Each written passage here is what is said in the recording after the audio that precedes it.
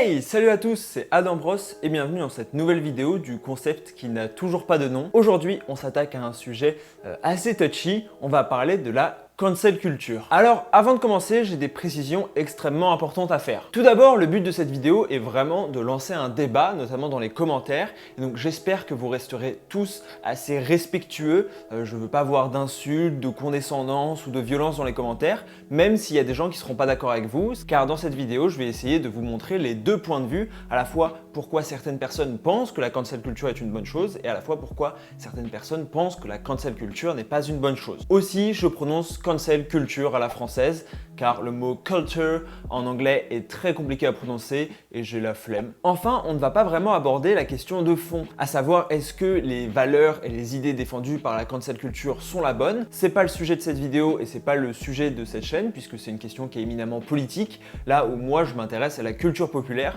Donc on va vraiment voir l'impact de la cancel culture sur la culture populaire, à savoir son mécanisme, comment elle fonctionne. Donc voilà, restez bien jusqu'à la fin de la vidéo pour être sûr d'avoir tous les arguments et d'avoir une vision complète sur la cancel culture. Et à la fin, je vous invite à donner votre avis en commentaire, à la fois sur la vidéo, si vous voulez la compléter, si vous trouvez qu'il y a un argument que j'ai oublié ou un argument que j'ai dit qui n'est pas valide, etc. N'hésitez pas, et à donner votre avis. Est-ce que vous êtes plutôt pour ou plutôt contre et pourquoi? Bref, on va commencer en s'intéressant à l'origine de la cancel culture. Aussi appelée call-out culture, c'est une forme de boycott dans laquelle la personne concernée, qui est souvent une célébrité, on verra pourquoi ensuite, est un petit peu donc boycottée et exclue des cercles sociaux et notamment professionnels aussi. Cela fait suite à un mauvais comportement de sa part qui a pu être considéré comme offensant ou qui est simplement illégal. Elle peut être reliée en partie au mouvement MeToo avec tout ce qui est la libération de la parole. C'est pas exactement pareil, il faut bien séparer les deux, mais c'est dans une même dynamique, on va dire. Cette cancel culture, c'est d'ailleurs pas mal et c'est même principalement diffusé sur Twitter. C'est là-bas qu'elle est née et c'est là-bas qu'elle connaît le plus grand succès. Si vous allez rencontrer des gens qui n'ont jamais mis un pied sur Twitter et que vous leur parlez de la cancel culture, il y a une chance sur deux qu'ils sachent absolument pas de quoi vous leur parlez. Et c'est intéressant parce que ça montre bien que Twitter est vraiment un microcosme à part entière, a vraiment son propre fonctionnement, ses propres idées. Dites-moi en commentaire ou en message privé si ça vous intéresse une petite vidéo sur Twitter, sur comment les communautés sur Twitter ressortent encore plus, etc. Bref, l'expression cancelled, elle date de 2014, voire un peu avant. Elle était utilisée par des rappeurs ou notamment dans une télé-réalité et c'était souvent pour désigner des ex en disant je l'ai supprimé de ma vie, dans ma tête elle est cancelled. On va donc commencer à voir les arguments pour qui montrent que la cancel culture, c'est pas une mauvaise chose en soi. Tout d'abord, la cancel culture a un objectif qui est plutôt noble, c'est-à-dire ne pas donner une tribune à des célébrités qui défendent des idées jugées rétrogrades ou offensantes. Et c'est complètement compréhensible, les célébrités sont souvent prises comme des modèles et des exemples, notamment par la jeunesse, et si elles participent activement à des discriminations, ça ne peut qu'entraîner la jeunesse à dire c'est normal, si ma célébrité préférée le fait, pourquoi je pourrais pas le faire? C'est notamment ce qui a été reproché à J.K. Rowling, l'auteur d'Harry Potter, qui a tenu des propos qui lui ont valu d'être cancelled parce qu'elle est considérée comme un modèle pour de nombreuses femmes et même de nombreux hommes dans le monde. Et pour beaucoup de gens, ces propos ont été offensants pour les personnes trans.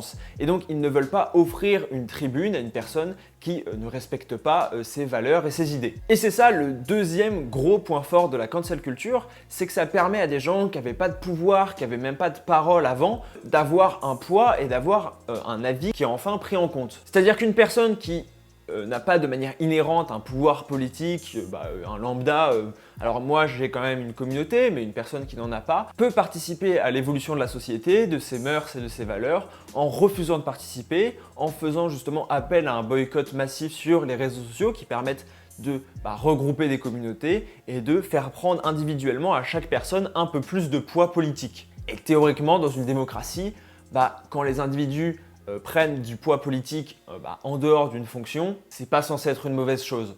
C'est plutôt bien.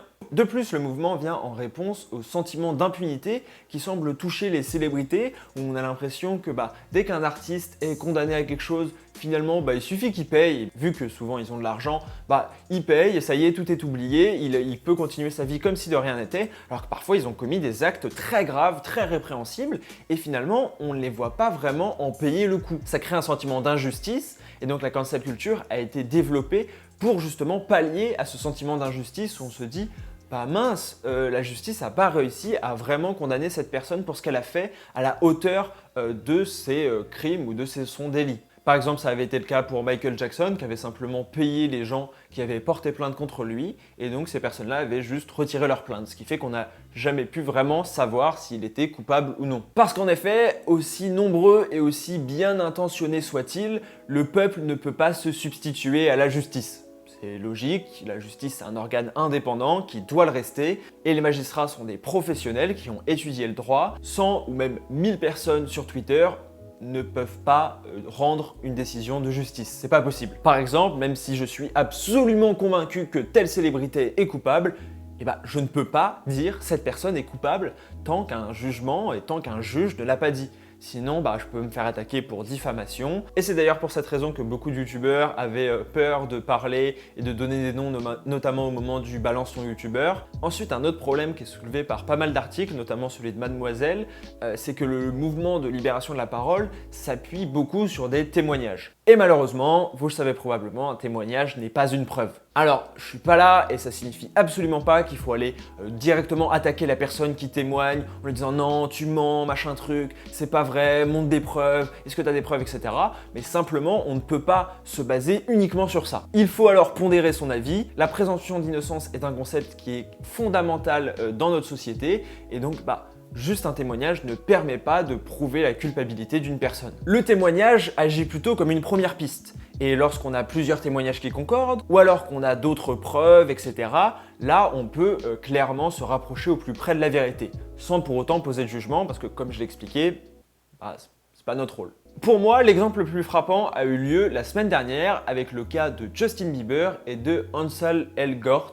Désolé si je le prononce mal. D'un côté, on a une personne qui a accusé Ansel Elgort de l'avoir agressé sexuellement et donc qui a posté un témoignage et qui derrière a posté des photos, des screens, alors même si ça peut être truqué, on le sait très bien, mais il y avait quand même plusieurs preuves. On ne peut pas dire que Ansel Elgort est coupable et est un agresseur, mais globalement, si on doit faire une balance des preuves pour et des preuves contre, Ansel, il ne me semble pas qu'il se soit défendu ou quoi que ce soit, donc la probabilité est quand même plus grande d'un côté que de l'autre. Et il en est de même pour Justin Bieber, où il y a eu un témoignage, mais cette fois le témoignage n'était apporté d'aucune preuve, d'aucun élément en plus. Des témoignages sont venus le contredire. Par exemple, des personnes ont dit qu'ils étaient avec Justin Bieber le soir en question. Justin Bieber a apporté des dizaines et des dizaines de preuves sur les réseaux sociaux pour justement prouver son innocence. On ne sait pas s'il est innocent, on ne sait pas s'il est coupable, mais pareil, le nombre de preuves est plus élevé d'un côté que de l'autre. Mais cette fois du côté opposé. Donc on le voit, c'est très compliqué en fait. Et le problème, c'est qu'avec les réseaux sociaux, tout va super vite, et donc on veut savoir maintenant si c'est la vérité ou pas, alors qu'en fait, il faut forcément attendre d'avoir déjà les deux points de vue, et de voir ensuite, quel point de vue tient le plus la route en fait. Mais ce n'est pas le seul problème qui est soulevé par l'article de Mademoiselle ou même celui de Vox, il y en a pas mal d'autres. Par exemple, il y a notamment l'absence de pardon. Effectivement, quand une personne est cancelled, parfois elle a beau s'excuser, revenir en arrière, dire que voilà, elle s'est trompée, elle a changé, elle a évolué, et souvent, ça ne lui permet pas d'être uncancelled. Et c'est dommage parce que pour justement les auteurs de l'article, c'est presque contre-productif puisque la cancel culture s'appuie plutôt sur un mouvement progressiste et donc qui veut faire évoluer les mentalités. Et donc si une personne de base avait une certaine mentalité et dit j'ai évolué depuis, j'ai changé, au contraire ça devrait être encouragé plus que de dire non, un moment tu as eu des propos qui ont été interprétés comme racistes, c'est mort, tu es raciste, tu le resteras. Alors qu'en réalité, mieux vaut encourager et dire ok, tu as pris conscience que c'était pas une bonne chose, tant mieux, voilà, maintenant tu as évolué et avançons comme ça. Mais par exemple, j'avais trouvé très intéressant le reportage qu'avait fait Logan Paul suite à son énorme bad buzz dans la forêt, la vidéo, etc. Donc il avait fait un reportage où il était allé voir des personnes justement confrontées à ce problème et on le voyait apprendre vraiment de ses erreurs et je trouvais que d'un point de vue de communication c'était excellent, mais même d'un point de vue purement moral, je pense que c'est une bonne chose. Ensuite, on a aussi le problème du bouche à oreille et de l'amplification de masse parce que comme je l'ai dit, ça se passe surtout sur Twitter avec des milliers d'RT qui se font en une dizaine de minutes et donc on se retrouve parfois avec des fake news ou des faits incomplets. Donc par exemple, ça a été le cas pour Robert Downey Jr. qui a été accusé d'avoir fait une blackface alors que justement dans le film en question, il se moquait de ça et c'était justement connoté péjorativement. On a aussi eu Ariana Grande qui est donc encore aujourd'hui accusée de se faire noircir la peau et en fait la plupart des preuves s'appuyaient sur des montages. où la personne avait fait exprès de lui éclaircir la peau et exprès de lui assombrir la peau. Et aussi, on a le cas de Taylor Swift qui s'était fait cancel de suite à un différend avec Kanye West. Et en fait, on s'est rendu compte il y a 2 mois, ça date, le différend date de 2016, un truc comme ça, et on s'est rendu compte qu'il y a 2 mois qu'en fait c'était Kanye West qui avait menti. Et donc tout le monde a fait machine arrière en disant « Ah non, en fait, c'est pas Taylor Swift qu'il faut cancel, c'est Kanye West ». En plus, le mouvement commence à s'étendre au-delà des célébrités. Alors, on a les youtubeurs qui sont touchés, même si on peut les considérer à raison comme des célébrités. On l'avait vu avec le cas de Thibaut InShape ou même de Emma Cakeup, et même des gens sur Twitter, etc. On a même des agents de célébrités maintenant, mais aussi des personnes lambda qui n'ont rien demandé à personne, qui ont juste dit un truc, et d'un seul coup, elles se sont faites cancelled et elles se sont prises une vague de haine. Alors que théoriquement, elles n'ont pas une tribune particulièrement importante. Enfin, en se battant pour une cause noble et en voulant justement enlever un peu de violence et de discrimination, la cancel culture en engendre aussi.